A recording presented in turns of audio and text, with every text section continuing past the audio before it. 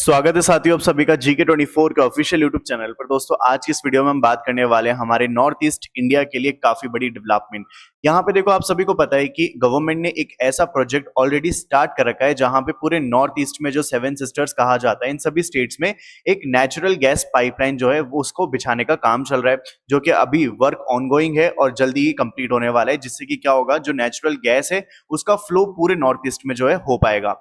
लेकिन अभी रिसेंट जो है डेवलपमेंट में ये देखा गया कि हम जो है खुद की कैपेसिटी को तो बिल्ड कर ही रहे हैं, साथ में जो इंडिया दूसरी कंट्रीज से इंपोर्ट करता है नेचुरल गैस उसमें हमने अब ऐड कर लिया है म्यांमार और बांग्लादेश को। यानी कि अब भारत जो है एलएनजी जो है इंपोर्ट करेगा म्यांमार से और बांग्लादेश से भी। तो ये जो है कनेक्टिविटी यहाँ पे स्टैब्लिश की गई है। और यहाँ पे भारत का जो मोटिव है वो ये कि यहाँ पे जो हम सेवन सिस्टर्स में जितनी भी पाइपलाइन देख रहे हैं जो गवर्नमेंट ने ऑलरेडी स्टार्ट कर दिया है कंस्ट्रक्शन, उसको कनेक्ट कर देंगे यहाँ से हम इन दोनों देशों से आने वाली नेचुरल गैस पाइपलाइन से। तो इससे क्या होगा कि हमारी जो एनर्जी का फ्लो है वो और अच्छे से एफिशिएंटली यूज हो पाएगा। तो यहाँ पे ये चीज जो है ये आज आपको मैंने बतानी है। लेकिन सबसे पहले ही समझने वाली बात ये है कि आखिर ये एलएनजी यानी कि लिक्विफाइड नेचुरल गैस काम किस आती है, क्योंकि हम जो इसका इंपोर्ट काफी बड़ी मात्रा में कर रहे हैं। और इंडिया क्यों कर रहा है ये तो हम जानेंगे, पर एक बार थोड़ा सा बेसिकली जान लेते हैं कि आखिर होता क्या है और कैसे इसको यूज किया जाता है। तो देखो एलएनजी जो है ना वो गैस स्टेट के अंदर होती है जब उसको हम इंपोर्ट करते हैं, फिर इसका रीगैसिफिकेशन होता है जितने भी वर्ल्ड के अंदर अलग अलग टर्मिनल्स लगे हैं वहां पर। फिर उसके बाद ये वार्म होकर नेचुरल गैस बन जाती है और फिर इसको डिस्ट्रीब्यूट कर दिया जाता है अलग अलग पाइपलाइंस के थ्रू। ठीक है, और फिर उसके बाद क्या होता है ये घरों में पहुंचती है, बिजनेसेस में पहुंचती है, इंडस्ट्रीज में पहुंचती है और वहां पे इसका वाइड यूज किया जाता है।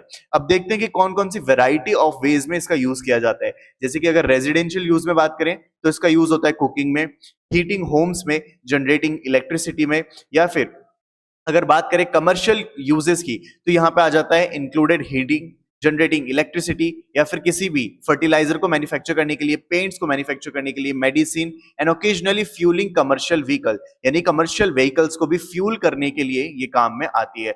तो ये एलएनजी जो है लिक्विफाइड नेचुरल गैस, ये काफी काफी ज्यादा एनर्जी का एक भंडार होता है जो कि बड़े अलग अलग तरीकों से यूज किया जाता है भारत और बाकी बहुत सारे दूसरे देशों के अंदर। अब देखो ये जो है ऑलरेडी चाइना जो है इन दोनों ही देशों से एलएनजी जो है इंपोर्ट कर रहा था, लेकिन इंडिया नहीं कर रहा था अभी तक।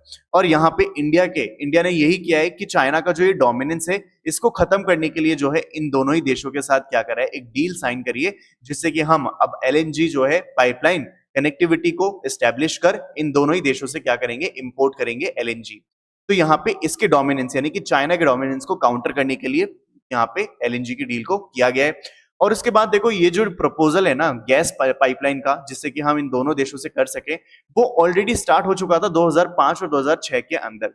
यानी कि we have already made the proposal for the connecting of gas pipeline in the year 2005 and 6। लेकिन उसके बाद फिर ये प्रोजेक्ट क्यों नहीं कंप्लीट हो पाया, क्योंकि म्यांमार ने उस टाइम पे क्या किया था कि यहाँ पे इंडिया के साथ डील ना करके इन्होंने चाइना को प्रेफरेंस दी, और यहाँ पे चाइना और म्यांमार ने एक डील साइन करी जिसके तहत एक बहुत ही बड़ी पाइपलाइन का जो है यहाँ पे आप देख सकते हो कंस्ट्रक्शन किया गया और बहुत बड़े लेवल पे एनर्जी एक्सपोर्ट हुआ म्यांमार के द्वारा चाइना के अंदर। आप देख सकते हो यहाँ पे ये जो आप देख रहे हो ये पाइपलाइन है जो म्यांमार से होती हुई कहाँ एंटर करती है, चाइना के अंदर।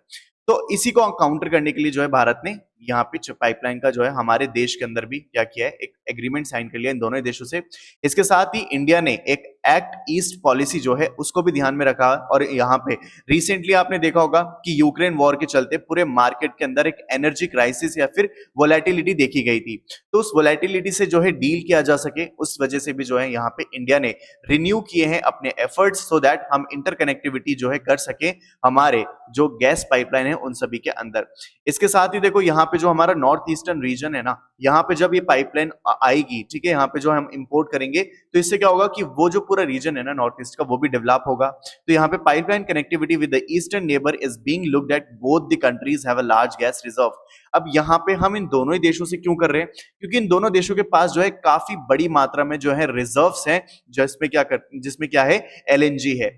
आप देख सकते हो जैसे यहाँ पे अगर मैं आपको एस्टिमेट बताऊं 2021 का, तो म्यांमार के पास रिजर्व्स है नेचुरल गैस के अराउंड 22.5 ट्रिलियन क्यूबिक फीट। इतने जो है यहाँ पे म्यांमार के पास रिजर्व है नेचुरल गैस के। वहीं दूसरी ओर अगर आप बात करें तो बांग्लादेश ने रिसेंटली डिस्कवर करी है एक ऐसी कैपेसिटी जहां वो 20 million cubic feet of gas per day produce कर सकते हैं। कहां पर है ये जगह? तो ये है कोयला गैस फील्ड, कोयला स्थिला गैस फील्ड, जो कि भारत के काफी करीब है, क्योंकि ये बांग्लादेश में, ये तो आपको पता है कि भारत का ये क्या है, नेबरिंग कंट्री है। तो यहाँ पे ऑलरेडी अभी तक क्या कर रहा था, चाइना एंड थाईलैंड जो है वो मेजर इंपोर्टर्स थे एलएनजी के फ्रॉम म्यांमार। नाउ अब इस लिस्ट के अंदर एक हमारा देश यानी कि भारत भी जो है जुड़ गया है। अब देखो भारत का जो है एक विजन है, यहाँ पे विजन है भारत का 2030 तक हम क्या करेंगे, नॉर्थ ईस्ट इंडिया को हाइड्रोकार्बन जो है बना देंगे।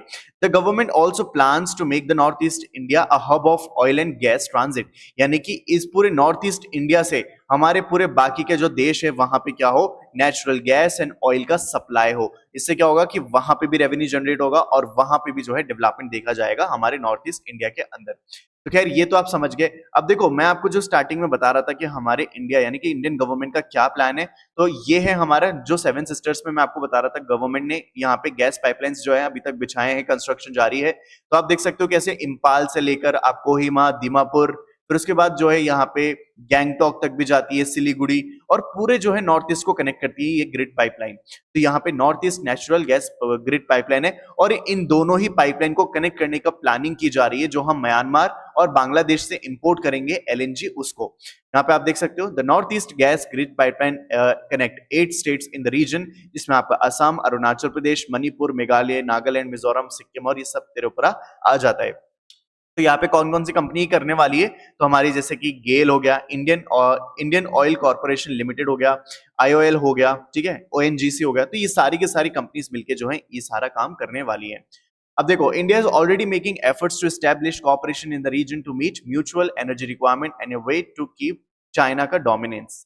तो आप समझ गए होंगे कि किस तरीके से यहाँ पे जिस तरीके से चाइना जो है पूरा एक डोमिनेंस क्रिएट करके बैठा है, तो उसको काउंटर करने के लिए और साथ ही हमारे देश की जो एनर्जी रिक्वायरमेंट है उसको फुलफिल करने के लिए यहाँ पे इंडिया ने फिर से एक स्टैब्लिश किया है कॉपरेशन दोनों ही देशों के साथ में to get this LNG requirement fulfil.